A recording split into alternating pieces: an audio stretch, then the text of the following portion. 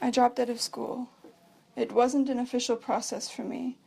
I started with just being late to classes all the time, or leaving halfway through. Then I would just skip classes altogether.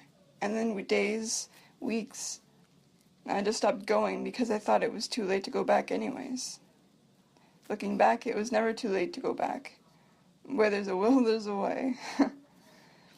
I cut out all of my friends in favor of my new friends that I used with. I dropped off the grid for a long time. My girlfriend at the time was the only one who stayed in the periphery, changing roles instead, checking in on me once a week to make sure I was still alive. I lied to people, stole, and stopped caring about myself. I didn't care about what happened to me or anyone else as long as I could stay high and not have to feel anything. Whatever money I had went to drugs, meaning I barely ate, and that caused all sorts of other health issues. I ended up in the hospital extremely dehydrated on more than one occasion. My weight went up and down 30 pounds every other month, from stress, inconsistency, and underlying health issues I didn't even know about at the time, but had agitated. The physical pain when I was withdrawing was overwhelming.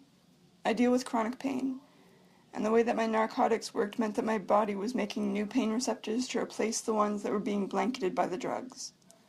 That means when none of the pain receptors were being muffled, my pain was turned up to 11, and I felt it in surround sound. That was an amplified version of the pain I had started using to cover up in the first place.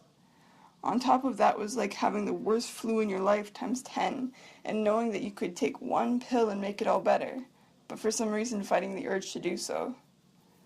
I also had to deal with the emotions that I was hiding from, which scared me more than being in physical pain.